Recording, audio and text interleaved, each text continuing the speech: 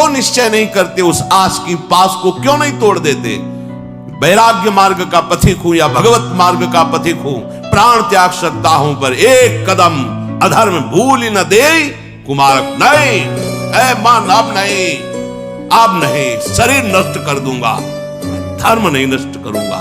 भगवत मार्ग, ये आस की बात बड़े दुलार से रखे हुए, कभी तो, अभी नहीं, कभी तो, ये क्यों रखे हुए हो? यही तुम्हें भगवदानंद की अनुभूति वर्तमान में नहीं करने दे रही, यही आस की पास। अभी निश्चय करो जिस मार्ग में चले हो, नहीं नहीं नहीं,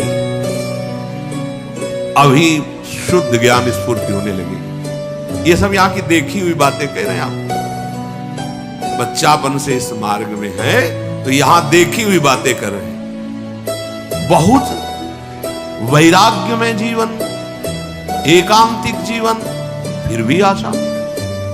पूछो उससे किसकी आशा, क्यों, क्या चाहिए? उत्तर नहीं मिल रहा। चाहिए ये भोग? नहीं, देखना भी नहीं, तो आशा क्यों? पता नहीं। आप देखो, अंदर से देखो, जब यहां की बात कही जाएगी ना तो सबके यहां की बात होगी। ये अलग से नहीं रचा, उसी मशीनरी से बनाया गया जिससे सब निकले हुए हैं, सब मशीनरी। इसीलिए कि ये तो हमारे मन की बात कर रहे हैं, वो तुम्हारे मन की बात नहीं कर रहे, संपूर्ण सृष्टि की बात कर रहे हैं। क्योंकि जिससे मन रचा गया है, जिससे शरीर रचा गया है, वो वही एक ही डिपार्टमेंट, वहीं से रचा गया है। यही हमें भगवदानंद की बात बहुत धैर्य पूर्वक सुनना है और समझना है। ये हम अपने मन की बात कहते हैं, इसको पढ़ा है, इसको देखा है, इसको समझा है। वैराग्य में जीवन है, इतना भी कहीं गुंजाइश नहीं है, फिर भी आशा है। पूछा जाए इसको भोगों के लिए तो ना है, फिर भी आशा है। ये क्यों है? छाण जंजार क्यों न निश्चय धरत, निश्चय क्यों नहीं कर रहा तू? तेरे निश्चय की कमी के कारण ये आशा की फांसी बनी हुई है। जब तक ये आशा की फांसी बनी रहेगी तब तक तुझे परमार्थ वस्तु का स्फुरण नहीं होगा। पक्की। ये जो शुद्ध ज्ञान है ये स्फुरित ही नहीं होता, कामना से ढका रहता है। जैसे कोहरे की ताकत नहीं कि सूर्य को ढक ले, पर मेरे नेत्रों के ढकने के कारण लगता है सूर्य ढक गया। ऐसे ही ज्ञान स्वरूप जो भगवद अंश है, इसमें स्फुरणाएं होती, जैसे सूर्य की किरणें निकलती ना, ऐसे इसमें ज्ञान की तरंगे निकलती रहती, आनंद की तरंगे निकलती रहती। वो आपके अनुभव में आपकी ही तरंग है। अनुभव में इसलिए नहीं आती कि कामना रूपी, आशा रूपी कोहरा फैल गया। पिंगला जी ने कोई साधना नहीं की थी ज्ञान प्राप्ति की। ज्ञानियों के परम गुरु विदेहराज जनक जी के ही नगर में रह रही थी, पर वैश्यावृत्ति करती थी। देखिए, पढ़ के देख लीजिए, बहुत सूक्ष्मता से मनन करती हुई तो आपको उत्तर मिल जाएगा। अपने शरीर का श्रृंगार करके बैठ गई संध्या के समय से कोई पुरुष उधर से आता दिखाई देता तो ये पुरुष हमें धन देगा, हमारे शरीर का सेवन करेगा, निकल गया। ये नहीं तो ये करेगा। ऐसे रात्रि अर्धरात्रि हो गई। भगवद अवतार अवधूत शिरोमणि श्री दत्तात्रेय जी भ्रमण करते हुए वही सर्वज्ञ महापुरुष थे, उसकी वृत्ति में ही अपनी वृत्ति लगाए हुए थे। तभी तो उन्होंने गुरु बनाया उसको। 24 गुरुओं में पिंगला भी गुरु है, और बड़ा सौभाग्य उसका महाप्रभु हरिवंश चंद्र जी ने श्रीमद चतुरासी जी में भी उसका उदाहरण दिया। यह जो एक मन बहुत और करी, कहीं कौने सच पायो, जहां तहां विपत्ति जार जुवती लो प्रगट पिंगला गायो। जब अर्धरात्रि हुई तो पिंगला को बहुत कष्ट हुआ। हाय, इस शरीर को बेच करके सुखी होना चाहती है, कितनी अज्ञान वृत्ति। आज से मैं निश्चय करती हूं, जो सेवक जी कह रहे हैं, छाण जंजार क्यों न निश्चय धरत, एक किन रमत हरिवंश बानी।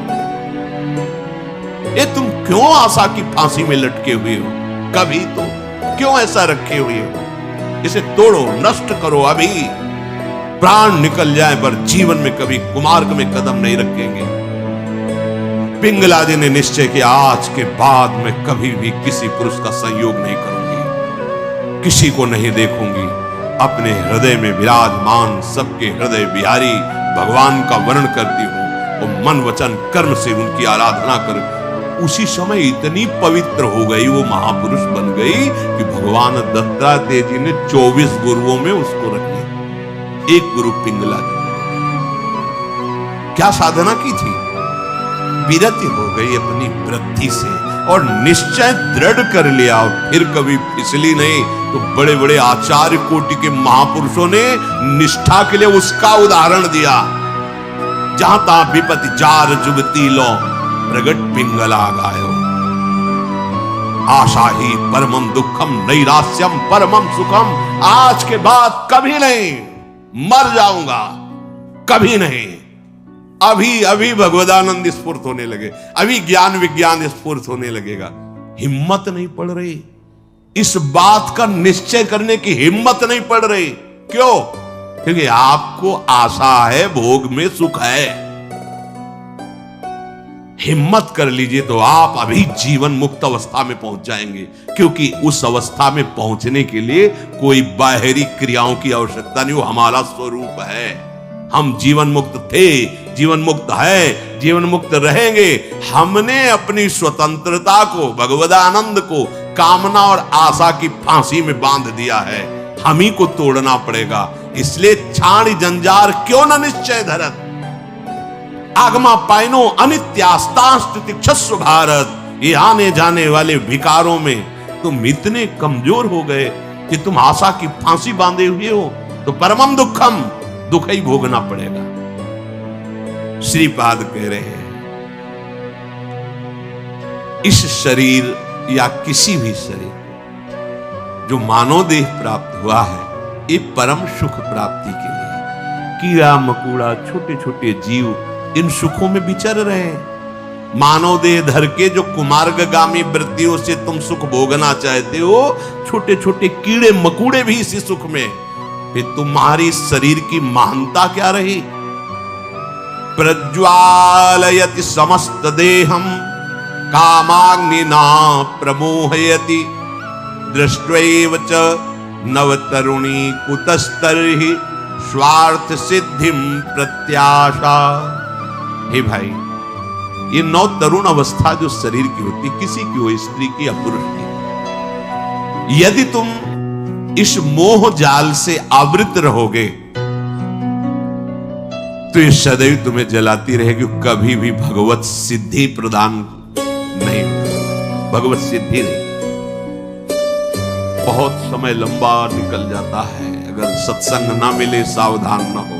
हितधाम में एक 65 वर्ष के प्रार्थना कर रहे थे कि मेरी पूर्व से वृत्ति स्वयं के द्वारा तो मैं आज खुलकर सभा में कह रहा हूं कि मैं आज उस गलती से बहुत परेशान हूं और आज भी वही मेरे से गलती होती है। मैंने प्रणाम किया था उनको कि धन्य है कि आप इतने हिम्मत वाले हैं, भरी सभा में आप ऐसा अपनी बात कह रहे हैं, क्योंकि आप मन से अलग होके बोल रहे हैं, तभी आपको बोलने की हिम्मत आई। अगर मन में तदात्म होता तो आप नहीं बोल सकते थे। कि ये हमारे द्वारा पाली हुई वृत्ति है, हमारे द्वारा इसका त्याग होगा। भगवान श्री सुखदेव जी को इसीलिए सबसे बड़ा वैरागी कहा गया है। 16 वर्ष की अवस्था है, शरीर का भान नहीं, दिगंबर है, कोई शरीर पे वस्त्र नहीं, तो भगवान के चिंतन में मगन। इसी अवस्था में त्याग और वैराग्य की।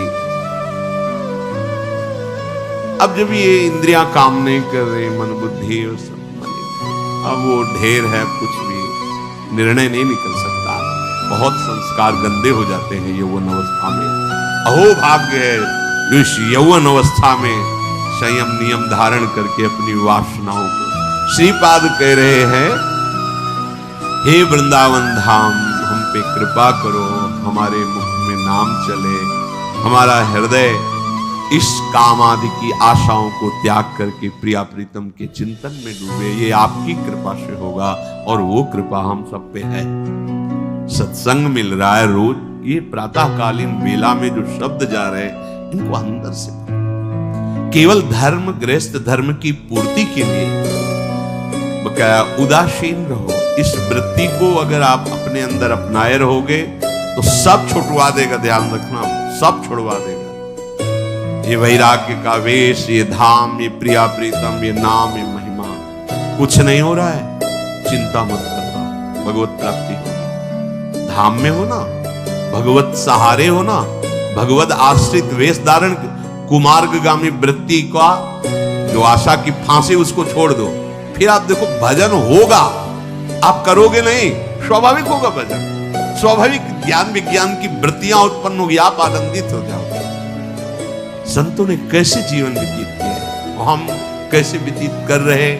अगर इतने पर भी भजन नहीं तो आप विचार करके देखो, अपना जीवन काम ले जा रहे हैं। श्रीपाद प्रबोधानंद जी महाराज कह रहे हैं, कामादि गाढ़ मूढ़ो लिप्सुरहम निगम गूढ़ सद्भावम वृंदारण्य उषित्वा तत्करुणैकैव तत्र में शरणम।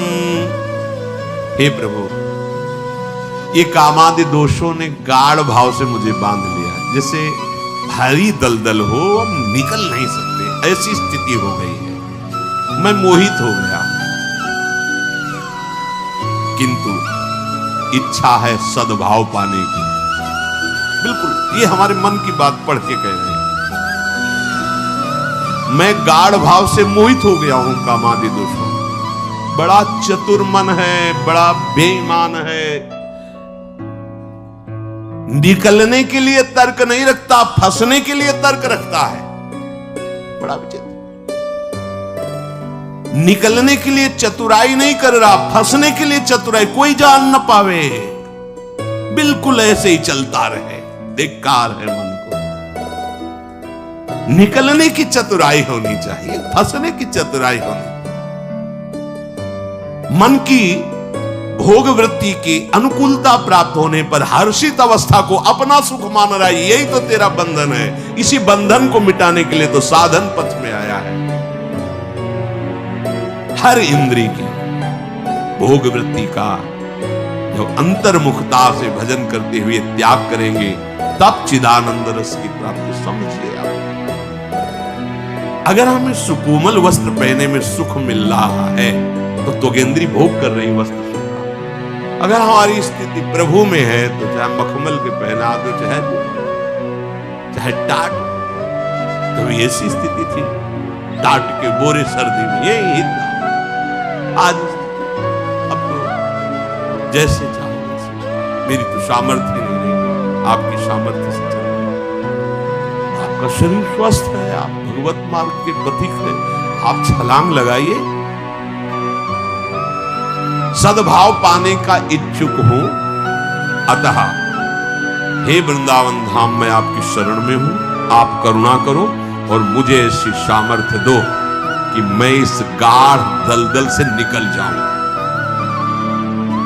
निश्चय बहुत बड़ा बल है भाई। अगर आप आज निश्चय अभी कर लें, अभी टूट जाएगी ये फांसी। आपने दुलार करके इसको पाल रखा है, आप हृदय से नहीं कह रहे, नहीं तो निश्चित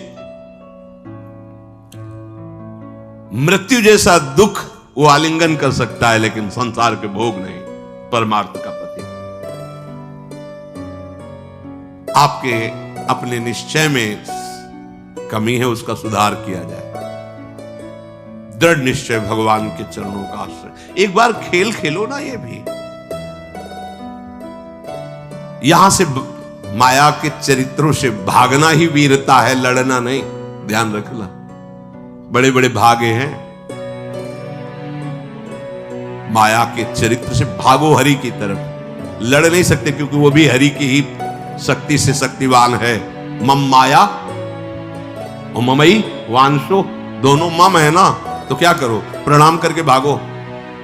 भागो दूर दूर, संग से दूर, चिंतन से दूर, प्रभु के नजदीक, प्रभु के नाम रूप लीला धाम। फिर जब आपको शांति प्राप्त हो जाएगी इधर से, फिर कुछ कहीं किसी की सामर्थ्य नहीं, ठाकुर हरिदास जी के पास किसी धनी मानी वहां से जा रहे थे तो देखा तो बड़े उच्च स्वर से नाम जप करते थे। तो वैश्या साथ थी 9 युवतियां। तो कहा देखो कैसे भगवान का नाम जप कर रहे हैं। तो बोले हमारी जैसी के फांस में नहीं फंसे इसीलिए राम राम कृष्ण कृष्ण कह रहे हैं, अगर हमारे तो ये सब बंद हो जाता। बोले नहीं ऐसे नहीं है। बोले गिरा सकते हो? बोले जितना रुपया कहोगे हम देंगे तुम्हें, परिवर्तन करके दिखाओ इनको। अरे बोले अभी दूसरे दिन श्रृंगार करके नाम प्रभाव। क्या वो नाम हमें सामर्थ्य नहीं दे सकता? पर हमें तो प्रपंच की बातें करने से फुर्सत नहीं, हमें तो प्रपंच के चिंतन से फुर्सत नहीं।